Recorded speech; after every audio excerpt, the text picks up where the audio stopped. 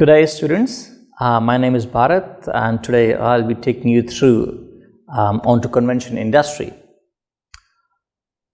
When we talk about convention industry, we are talking about the big functions. We're talking about meetings. We're talking about seminars.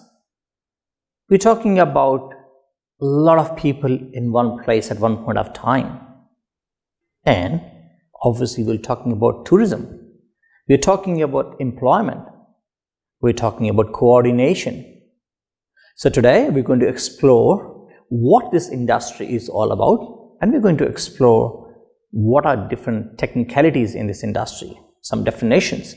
So let me take you through the learning objectives. The learning objectives over here are, first, to know in detail about business traveler. Now, what does business traveler do in these conventions? Well, that's what we have to find out. Next is define different types of conventions. So we need to actually go in more detail what these conventions are, what are different types, and what are the requirements. So we'll have those things in detail too. And lastly but not the least is understand what is meant by convention business, which means is what is involved in this business, which is convention. So with this convention buzzword, let's explore the first thing first, which is a business traveler. But before I go to the next slide, tell me, or maybe think about it, who is a traveler? A person who goes from point A to point B, or travels from point A to point B, right? And that's a traveler. Now, what we need to do is, we need to know who is a business traveler. Well, it's easy peasy, isn't it? Well, yes, a person who actually is involved into traveling due to business, isn't it? We'll have a bit of a definition. First, we'll have the definition from the dictionary, and then we'll go to the real definition, which is given by tourism organizations. So as it says, a travel refers to activity of the travelers. So as I was saying, for a business purpose, what are the activities? So for traveler, it could be anything. Someone who moves into different geographical locations. So when I say different geographical locations, that means if I'm traveling from my hometown to Delhi, it is a different geographical location. It doesn't mean that I'm going from Delhi from A point to B point. Well, I'm a traveler too, isn't it? So whenever you move geographical location, nowadays you got GPS, isn't it? It tells you, navigator tells you where this location is, how far, what not, right? When you move from point A to point B, very simple and easy, it's a traveler. Now, a visitor is a particular type of traveler. Well, you know, the best part of a tourism is when it generates some money for the host. Well, when you talk about money, that's where the tourism kicks in. A traveler goes from point A to point B, and that actually generates money. How come? Okay, I'm traveling by taxi, I'm traveling by bus, I'm traveling by train, I'm traveling by aeroplane. I'm paying them, right? I'm eating some food, isn't it? And if the distance is too long, I'm staying somewhere. I'm paying for accommodation. Well, in all those cases, what's happening? I'm actually generating some money for people who are providing me services. So this definition has been taken from UNWTO in terms of glossary of tourism terms. Let's move on further from here. So this clarifies a traveler, right? A travel and a traveler.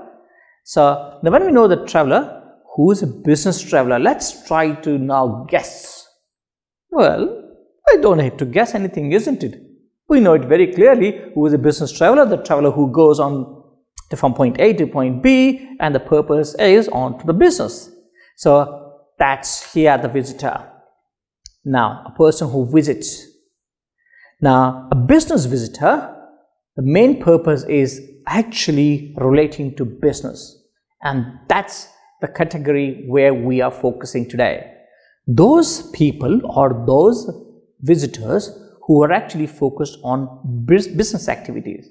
Now, we need to know the purpose of those business activities. We need to know more about them.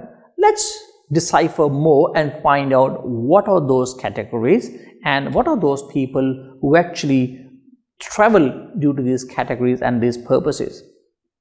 Okay, what are those activities that those people who are business travelers do? Well, attending a meeting or a convention. A big word is convention. So now we will actually decipher convention in the second part. Before that, we'll go for the meeting. What is a meeting? Nowadays you have Google Meet. We used to have Google Hangout first, right? What is Google Meet? Meeting 2, 3, 4, 10, 100, 200 people at one point of time, isn't it? So that's online now due to COVID, right? But before that, it was in physical. So when imagine the same 100, 200 people coming in one place at one point of time. So they will require physical infrastructure. They will require seating arrangement. They will require maybe a person who's arranging tour and travel. So all those things we're going to actually have in detail further. Other activities is participation in trade fair or exhibition. Now tell me, who remembers a trade fair? All the boys and girls I know remember when there's a launch of a new car, isn't it? Or a new mobile phone for that matter. I'm sure today's world we have a new mobile phone. They actually bring those new mobile phones. Every company they bring it. And in tourism and hospitality there are a lot of trade fairs. Example, come on, think about it. I have one very good example from India, and that is about wines. Who knows what is Sula Wines? Sula Wines have a yearly festival. They bring there all the display of their wines, and that's with the pump and show and music and dance. Or it could be exhibition. Remember in your school days, you would have participated in a science exhibition where all the schools of the vicinity, of the area, of the state, or of the maybe constituency, they bring up their models and they exhibit their models. Now, what about business? Same thing applies to business too. Business negotiation. What is a business negotiation? Well, do you know in business what is it all about? It is all about finding the product, need in the market, creating the product, and delivering the product. Now, you create a product. For tourism hospitality, it's a service. All right. So what we do is you actually see the need of the customer, you develop a travel package, and then you negotiate with your client. Okay, it will cost you 10,000 rupees for this whole package. And if that package is for maybe 100 people, so 100,000, which becomes I think 1,000,000 rupees, or which is rupees 10 lakh, I believe. Yeah. So imagine it's a lot of money involved, right? So you need to have a negotiation. If you even go down and up by 10 rupees into 100 people, so it's 10,100, which is how much? Is it 1,000? Yeah, it is 1,000. Yeah, sorry, my calculation goes a little bit different here because I'm used to more of millions and thousands, 100,000s. Okay, now also when you have market research or promotion campaign, so what is a market research? You really want to know what people think about your product or service. You give them a demonstration. You want to fill up their responses, or you actually have a product. Let's take an example. Let's take an example of Sula Wines. We'll take it. When Sula Wines want to promote some new wine, or they want to promote their sales, or they promote one of their wines which was not doing so good, maybe they change the label, maybe they change the size or the pricing, and that's how they actually bring a campaign up. And when they do the campaign, they actually need a place to do that. So in saying so, that's again the activities, this kind of activities are done by business travelers. So by now we know they either go having a meeting, convention, fair, negotiation, and this is not all, it says etc. right? Now To do all those things, obviously they need to do, they needs few things, such as, if I have to travel to attend a meeting somewhere, I need a reservation. Well, reservation is fine. Why instant? Instant means at times the notice is not long enough. Let's say you're preparing for going for holidays. So you know when your school holidays are, right? As a teacher, I know when my school holidays are. I can see the holidays in June next year. I can plan from now. But in a business situation, it's not the same. Sometimes, due to constant pressure of work, breakdowns, emergencies, they may have to move immediately, right?